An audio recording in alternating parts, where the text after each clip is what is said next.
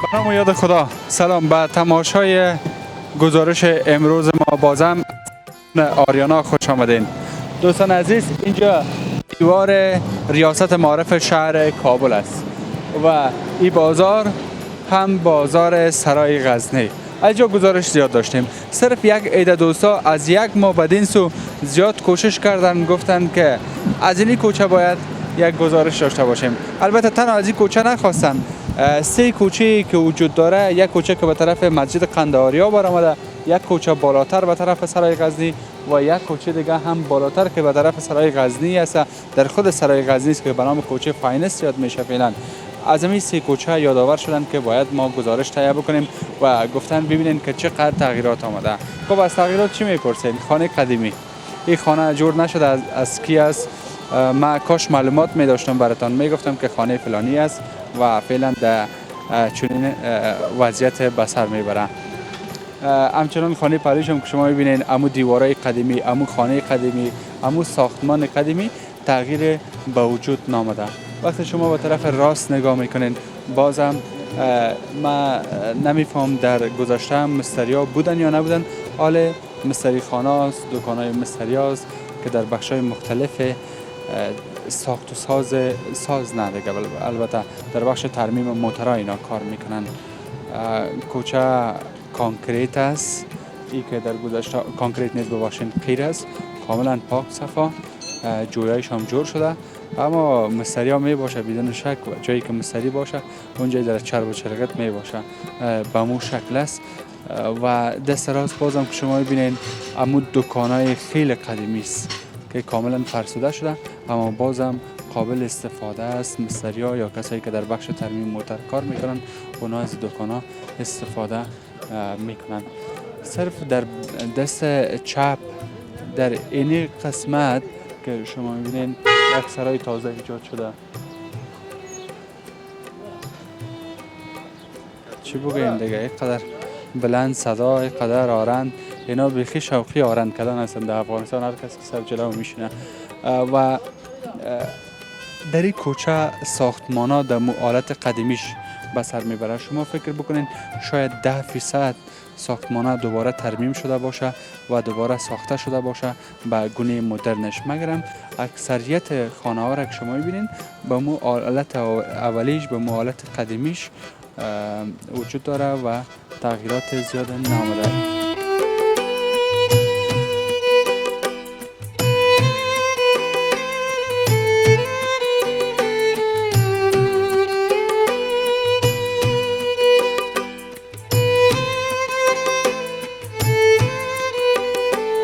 خانه ها تمامش از بین رفته بود، خانه ها تمامش ویران شده بود، خانه ها به کنواله ها مبدل شده بود. حالا که همه قدر هم استفاده صورت میگیره، یا جای شکران است بر یک تعداد از شهروندا. خوب است چند تا تصویر شما ببینین، تصویرهای نزدیک خانه ها و کوچه و پس کوچه و جویا را ببینین، بعداً باز ادامه میدیم.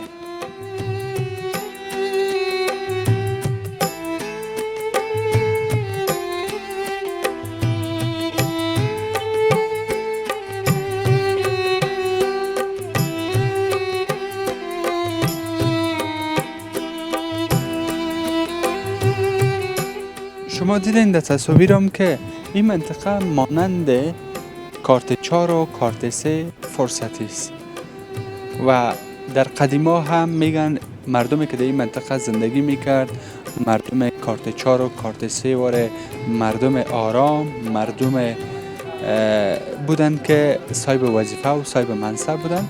صبح که می برآمدن دیگر طرف خانه می آمدن، یعنی کوچه ها گیروبار طفلا و حتی از بزرگا زیادتر نمی بود. و مو خاطر حالا می بینین شما که این منطقه فرصتی است و گپ یگان تا پشه هم پر نمی زنه. مکتب خصوصی در اینجا ساخته شده، در عمود تعمیر سابقه، تعمیر جدید نیست، هم کودکستان است، هم مکتب خصوصی است. و طرف راست شما میبینید اینجا یک کلب ساخته شده، کلبی که هم آقایان یا مردها میان ورزش میکنن فتنس و پرورش اندام و ورزش های همچنان اینجا است و جای جالبتر یا مهمتری است که خانما همچنان اینمی تایمشون است امیال مصروف ورزش کردن فتنس یا بدنسازی هستند، در حالی که در کابل و در کل در افغانستان سابقه نداره ساختن کلپا برای خانما و یا این فرهنگ که خانما برن و یک جای ورزش بکنن. خانه قدیمی ای است یکی کتاره ها یا دیوارا به این شکل جالی باف میشه بگوییم از سمنت می ساختن و زمان به این شکل اکثر کتاره ها اکثر سر دیوارا را به این شکل سمنت می گرفتن. داخل از این سوراخ بود، حالا به خاطر این وضعیت که ترس و لرز مردم وجود داره از دوزادوزی و آزار اذیت خانه های مردم که از هر جای اگر یک همسایه بالا 2-3 منزل بالاتر آمد خانهش از یک حویلی کده کوشش میکنه که به طرف خانه از اون نگاه بکنه و به شکل از اشکال مزاحمت به اونا خلق بکنه. به این خاطر داخلش سمنت گرفتن. حتی گراج های قدیم به این شکل بود که خیلی پخش دروازه علیحدگی خردشان بود که رفت آمد میکردن و این هم دروازه گراجشان که به مون شکل قدیم تا هنوز هم باقی مانده، صرف یک ذره دست خورده. اما حال وقت گراج ها ساخته میشه به این شکل گراج ها ساخته میشه، یعنی شکل مدرن تر. اما آنچه که زیاد خوشایند است برای مردم و مردم زیاد دوست دارن اما شکل است که در قدیما وجود داشت، به این شکل زیاد مردم دوست ندارن. اما بازم چیز به نام فرهنگ شهرنشینی در اینجا من نمیفهم که مردمش چقدر آشنایی دارن، مگر با وجودی که مردمشان تلاش نکردن که باید جویایشان پاک باشه، کوچهشان پاک باشه، مگر ریاست ناحیه دوم هم خصوصا بخش تنظیف که مربوط به تنظیف پاکی و صفایی جویا و سرکا ببینین که چقدر کثیف است، از بوتل شروع تا به یک بار مصرف، پاکت های نسوار، پاکت های جوس، بسکیت، این چیزا تمامش داخل جویا است. حتی اینجا چیز سوختاندن یا کدام چیز سیاهی گرفتن اینجا نه. این درخت شاتوت است. درخت شاتوت وقت پایین مفته میفهمین که یک قسم سیاه میسازه، اما هر جایی که قسمت پایینی شاتوت باشه یا زمین همون درخت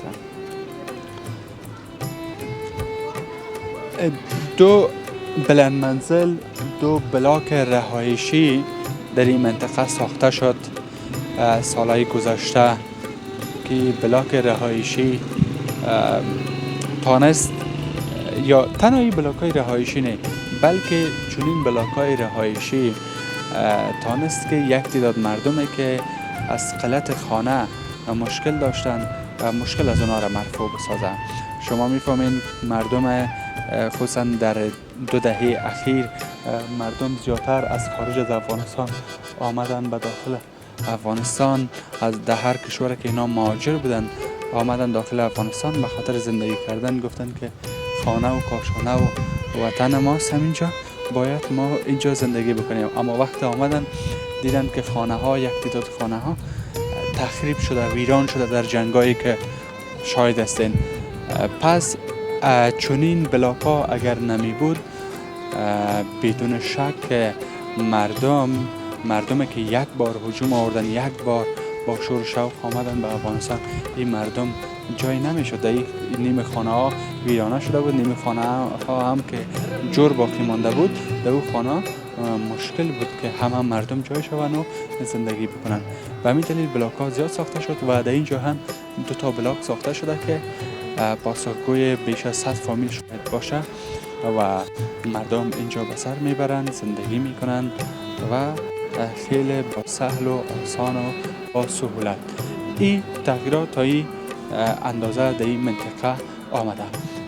مثلا در دست چپ هم شما که میبینید یک تعمیر 5 منزله است. امروی منزل اولش یا تاکوش 5 منزل میشه، مگر خانه دیگی که وجود داره در این قسمت خانه قدیمی است. خانه قدیمی خب حتما صاحبش بسرش نیست. وقتی صاحبش بسرش نباشه او خانه دیگه باز نه او زیبایی خود داره نه کس پشتش میگرده که حداقل او را درستتر نگاه بکنه. حتما همسایه است و یا به دست کس است یا کدام مشکلی وجود داره. هرچند خانه قدیمی رو ما براتون نشون دادیم، خانه قدیمی واقعا مقبولی و زیبایی خاص خود را داره. حتی مردم خوش از میگه خانه قدیمی اکثریتش که گل و کاگل شده بود، در زمستان گرم بود و در از طرف تابستان سرد میماند. مگر این خانه قدیمی است. ببینین رنگ روغن شده، دستکاری شده، حتما صاحبش بسرش است یا صاحبش مواظبت میکنه، خبرگیرایش است، کنترل داره. به اون خاطر خانه درست مانده. هرچند سر و وضعش اونقدر خوب نیست، اما بازم امو زیبایی شکل کوتی مانند خود را داره، آنچه که در گذشته ها بیشتر استفاده میشد. یعنی خانه کارت 3 و کارت 4 وره. این خانه هم امو رقم است و امو زیبایی و مقبولی خود را داره. ما نزدیک میشیم به سرک که از پل سرخ به طرف چهارراه شهید وصل شده. به سرک عمومی منطقه میرسیم و آنچه که لب سرک است به شما تصویر میسازیم و گزارش میسازیم چنین است.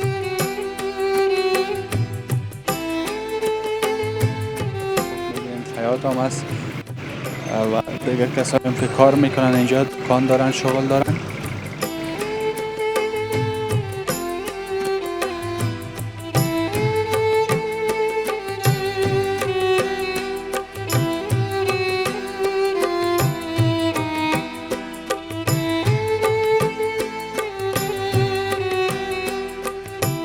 این سرک وصل شده از خود پل سرخ و طرف چهارراه شهید یا طرف پل وحدت.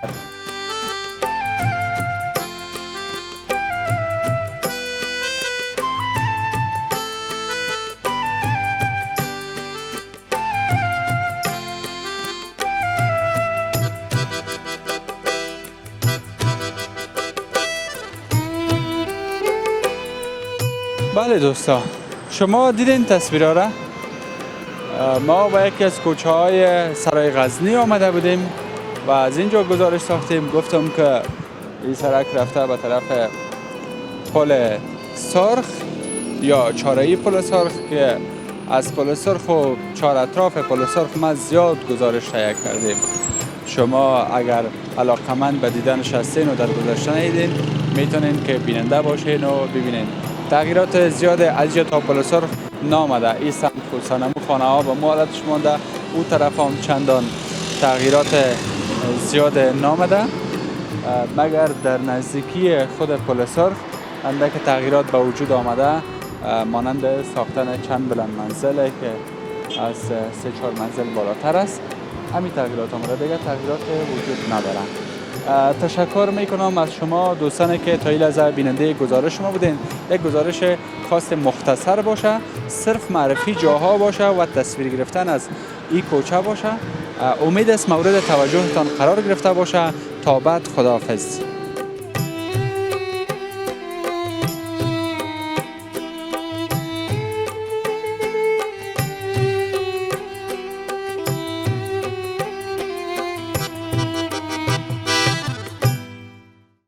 تشکر از اینکه تا این لحظه بیننده گزارش بودین. اگر میخواین گزارش های قبلی بنده را بیننده باشین، اینجا را کلیک بکنین و اگر میخواین گزارش های آینده را بیننده باشین، اینجا را کلیک بکنین و اگر میخواین با شبکه جهانی آریانا همیشه باشین، پس ما را سابسکرایب بکنین.